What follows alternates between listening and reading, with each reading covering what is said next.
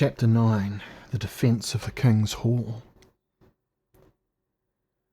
Coram realised that the position upon the battlements was all but lost, and he smashed through the pine warriors to stand beside Goffinon, crying, "To the hall, Goffinon! Fall back to the hall!"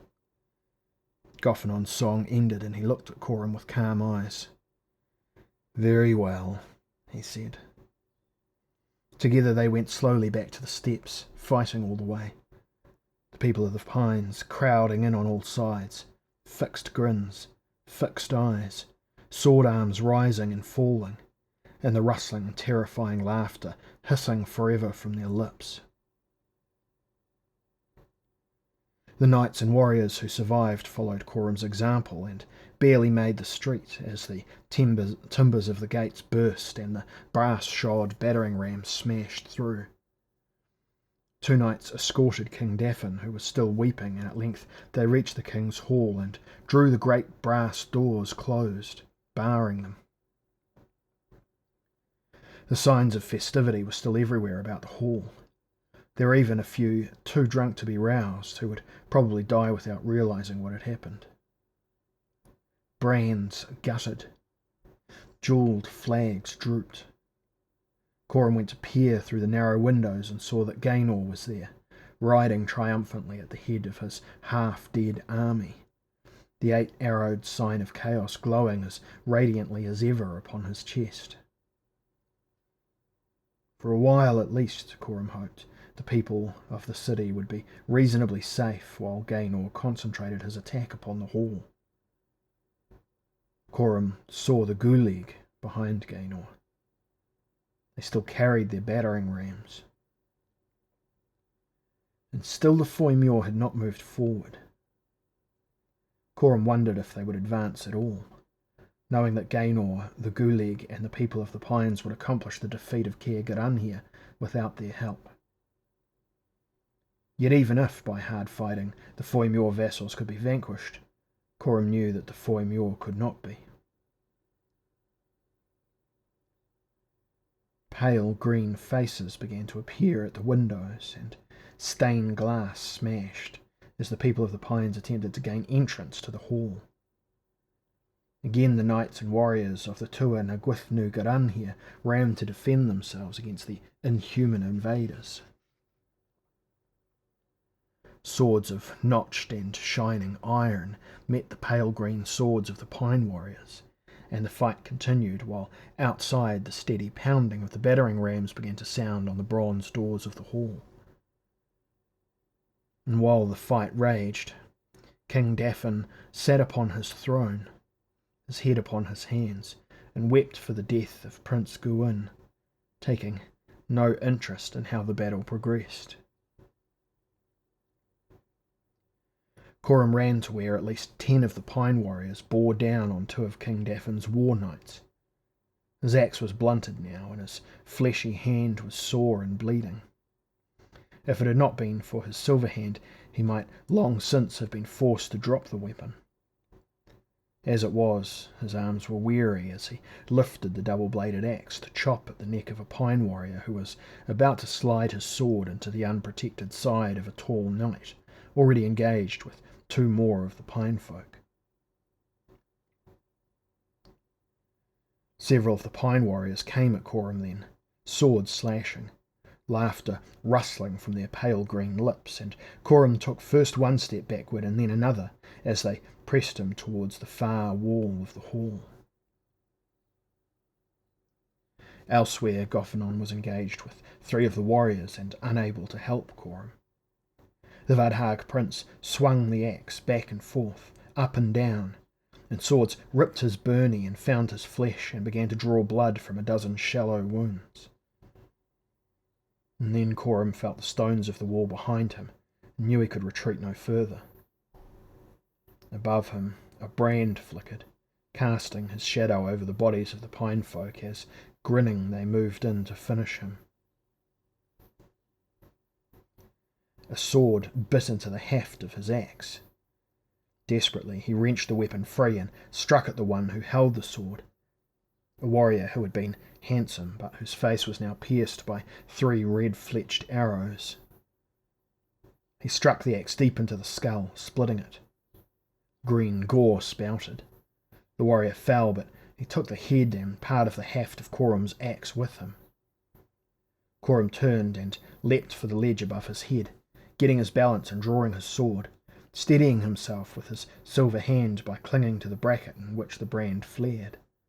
The pine warriors began to move up the wall towards him. He kicked one back, chopped at another with his sword, but they were clutching at his feet now, still grinning, still laughing, cold eyes still staring. Desperately he released his grip upon the bracket, seized the brand, plunging it into the face of the nearest warrior. And the warrior screamed. For the first time a pine warrior yelled in pain, and his face began to burn, the sap sizzling from the wounds he had already received, but which had not appeared to harm him. The other warriors fell away in panic, avoiding their blazing comrade as he ran about the hall, screaming and burning, until at last he fell over the remains of another of his kind. The brown body caught too, and began to burn.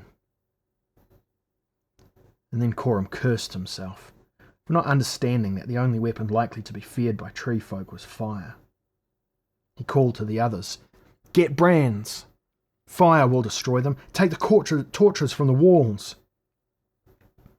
And he saw that the bronze doors of the hall were bulging now, and could not last much longer before the onslaught of the Gulig battering rams. Now all who could still move were springing to the torches and tearing them down, turning them upon their enemies. And soon the hall was full of cloudy smoke, smoke which choked Corum and the others, sweet, pine-scented smoke. The people of the pines began to retreat, trying to reach the windows, but the war knights of the Tua Nagwith Nugaranhir stopped them, thrusting the brands into their bodies and making them shriek and fall upon the bloody flagstones as they burned. And then there fell a silence in the hall, a silence broken only by the steady beating of the rams upon the door. And there were no more people of the pines, only grey ash and smoke and a sweet, nauseating stink. Here and there the jewelled flags had caught, and were beginning to smoulder. Elsewhere wooden beams were burning, but the defenders ignored them as they massed near the front of the hall and waited for the Gulig to come. And this time each surviving warrior, including Corum, and the battered she-smith Goffinon, had a brand in his hand. The bronze door bulged. The hinges and the bars creaked. Light began to show through as the doors were beaten out of shape. Again the rams struck. Again the doors creaked. Through the gap Corum thought he saw Gaynor directing the work of the Gulig. Another blow and one of the bars snapped and flew across the hall to land at the feet of the king, who still wept in his throne at the far end. Another blow and the second bar snapped, and a hinge clattered to the flagstones, the door tilting and beginning to swing inward. Another blow, and the bronze doors fell, and the Gulig paused in surprise as a wedge of men came running towards them from the smoky gloom of the hall at Caer Garanhir, brands in their left hands, swords or axes in their right hands, moving to attack. Gaynor's black horse reared, and the damned prince almost dropped his glowing sword in astonishment as he saw the battle-weary, smoke-blackened, tattered force led by the Vadhag Corum and the she Goffinon rushing at him. "What? What? Some still alive?" Corum ran straight for Gaynor. But still Gaynor refused to do combat with him, turning the rearing horse and seeking to cut a path through his own Gulig half-dead so that he might escape. "Come back, Gaynor. Fight me." "Ah, fight me, Gaynor," cried Corum. But Gaynor laughed his bleak laugh as he retreated. "I shall not return to Limbo, not while the prospect of death awaits me in this realm." "Well, you forget the Foimure are already dying. What if you outlive them? What if they perish and the world is renewed?" "Well, that can't happen, Corum. Their poisons spread and are permanent. You fight for nothing, you see." And then Gaynor had gone, and the Guleeg with their cutlasses and their knives were lumbering forward, nervous of the brand fire, for fire had no place in the Foymuir lands. Though the Guleeg did not burn as the people of the Pines had burned, they feared the flames heartily and were loath to move forward, particularly now that Gaynor had retreated and could be seen in the distance, turning his horse to watch the fray from safety.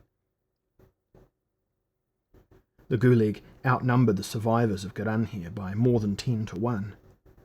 Yet the war knights and the warriors were forcing them backwards, yelling their battle cries, shouting their battle songs, hacking and stabbing at the half-dead warriors, shoving the brands deep into their faces so that they grumbled and whined and put up their hands to ward away the flames.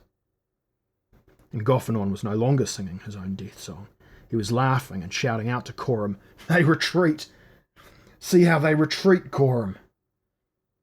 But Coram felt no gaiety, for he knew that the Foymuir had not yet attacked. Then he heard Gaynor's voice calling, "Balar! Keranos! Goim! It is time!" Gaynor the Damned rode back to the gates of Caer Garanhir. "Aric! Bress! String! It is time!" And Gaynor went shouting through the ruined gates of Caer Garanhir, his Guleeg creeping behind him, thinking that he retreated. Coram and Goffinon and the few knights and warriors of the Tuatha na Gwythnu Garanhir roared their triumph as they saw their enemies flee. "For all that it shall be our only victory this day," said Coram to Goffinon. "I savour it greatly, my she friend." And then they waited for the Foymuir to come. But the Foymuir did not come, though it began to grow dark. In the distance the Foymuir mist remained, and a few Guleeg milled here and there, mixing with the people of the Pines, but the Foymuir, unused to defeat, were perhaps debating what to do next. Perhaps they recalled the spear Brianak, and the black bull of Crunanas, which had defeated them once, slaying their comrade and seeing their vassals driven back. Perhaps they became fearful that another bull came against them. Just as they avoided Craig Dun, it was possible that they now avoided Caer Marlod, because they associated it with defeat and were considering avoiding Caer Garanhir for the same reason. Whatever made the Foymuir remain upon the horizon, Coram did not care. He was glad for the reprieve and the time for the dead to be counted, the wounded tended, the old and the children to be taken to places of greater security, the warriors and the knights, many of whom were women, to be properly equipped, and for the gates to be shored up as well as possible. "They are cautious, the Foymuir," said Goffinon reminiscently. "They're like cowardly carrion dogs. That's what has allowed them to survive so long, I think. And Gaynor follows their example. As far as I know, he has no great reason to fear me, but it worked to our advantage this day." "Yet the Foymuir will come soon, I think," said Coram. "I think so," agreed the she. He stood on the battlements beside Coram and sharpened the blades of his axe with the whetstone he carried, his great black brows drawn together. "Yet do you see something which flickers close to the mist? And do you see a darker mist blending with that of the Foymuir?" "I saw it earlier," Coram said, "and cannot explain it. I think it is some other Foymuir tool which they shall send against us before long." "Ah," said Goffinon, pointing. "Here comes Ilbric. Doubtless he saw that our battle went well and comes to join us again." Goffinon's tone was bitter. They watched the gigantic golden youth riding the proud black stallion towards them. Ilbric was smiling, and he carried a sword in his hand. The sword was not that which he still bore at his belt, but another, and it made the sword he bore at his belt seem crude and poor by comparison, for it blazed as brightly as the sun, and its hilt was all worked in fine gold, and there were jewels in it, and a pommel which glowed like a ruby. And yet it was the size of Coram's head. Ilbric tossed his braids and waved the sword high. You were right to remind me of the weapons of light, Goffinon. I found the chest and found the sword, and here it is. Retaliator. My father's sword with which he fought the Foy Muir. Here is Retaliator. And Goffinon said sullenly, as Ilbrick came close to the walls, his huge head level with theirs as they stood upon the battlements. But you come too late, Ilbrick. We've finished our fight now. Too late. Did I not use the sword to draw a circle around the Foy Muir ranks so that even now they are confused, unable to move towards the city, unable to direct their troops? So it was your work. Coram began to laugh. You saved us after all, Ilbrick, when you seemed to have deserted us. Ilbrick was puzzled. Desert you? Leave what will be the last struggle between she and Foy Muir ever to take place? I would not do that, little Vadhag. And Goffinon was laughing now. I know that you would not, Ilbrick. Welcome back to us, and welcome too to the great sword, Retaliator. It still has all its powers, said Ilbrick, turning the blades to make it blaze yet more brightly. It is still the mightiest weapon ever drawn against the Foy Muir, and they know it. They know it, Goffinon. I drew this burning circle around their poison mist, containing the mist and containing them at the same time, for they cannot move unless their mist moves with them, and there they stay. Forever, Coram said hopefully. Ilbrick shook his head and smiled. No, not forever, but for a while. And before we leave I will draw a defence about Caer Garanhir, so that the Foy Muir and their warriors will fear to attack. We must go to King Daffin and interrupt his grieving, I fear, said Coram. Time grows short if we are to save Imogen's life. We need the golden oak and the silvern ram. King Daffin raised his red eyes and looked upon Coram and Goffinon, who stood in the hall before him. A slender girl of little more than 16 summers sat upon the arm of the king's chair and stroked the king's head. Your city is safe now, King Daffin, and will be so for some time, but now we ask a boon of you. Go, said King Daffin. I suppose that I shall be grateful to you later, but I am not grateful now. Please leave me. She warriors bring the Foy Muir upon us. The Foy Muir marched before we came here, said Coram. It was our warning that saved you. Did not save my son, said King Daffin. Did not save my husband, said the maiden who sat beside the king. But other sons were saved, and other husbands, and more will be saved, King Daffin, with your help. We seek 2 of the Mabden treasures, the oak of gold and the ram of silver. Do you have them? They're no longer mine, said King Daffin, and I would not part with them if they were. Well, these are the only things which will revive your archdruid Imogen from the enchantment put upon him by the Foy Muir, said Coram. Imogen? He's a prisoner in Caer Lud, or dead by now. No, Imogen lives, just.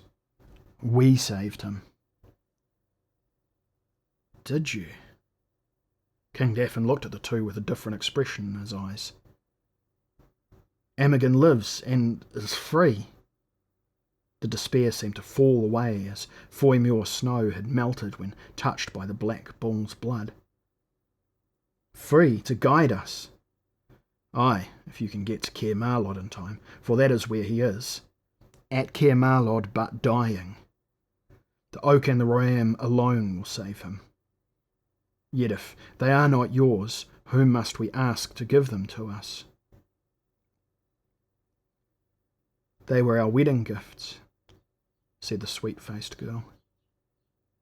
They were the king's gifts to his son and me this morning, when Gwyn lived. You may have the oak of gold and the ram of silver. And she left the hall and returned shortly bearing a casket. And she opened the casket and revealed a model of a spreading oak tree, all worked in gold and so fine as to seem completely real. And beside it rested the silver image of a ram, each curl of wool seeming to be shown by the craftsman who had made it. A ram with great sweeping horns. A rampant ram whose silver eyes stared with a strange wisdom from the silver head. And the maiden bowed her fair head, and she closed the lid of the casket, and she handed it to Coram, who accepted it with gratitude, thanking her, thanking King Daffin. "Now we go back to Caer Marlod," said Coram. "Tell Amergin if he revives that we shall follow him in any decision he cares to make," said King Daffin. "I will tell him," said Coram. Then the Vadhag prince and the she-dwarf left the Hall of Mourning, and went out through the gates of Caer Garanhir and joined their comrade Ilbrek, son of Manannán, the greatest of the she-heroes. And the fire still flickered around the distant mist, and now a peculiar fire had begun to sprout some distance from the walls of Caer Garanhir. "The she-fire protects this place," said Ilbrek. "It will not last, but it will dissuade the Foy Muir from attacking, I think. And now we ride." He stuffed the sword, Retaliator, into his belt, and bent to pick up Coram, who clung to his casket, as he was lifted into the air and sat upon Ilbrek's saddle near the pommel. "We shall need a boat when we reach the sea," said Coram as they began to move. "Oh," said Ilbrek, "I think not."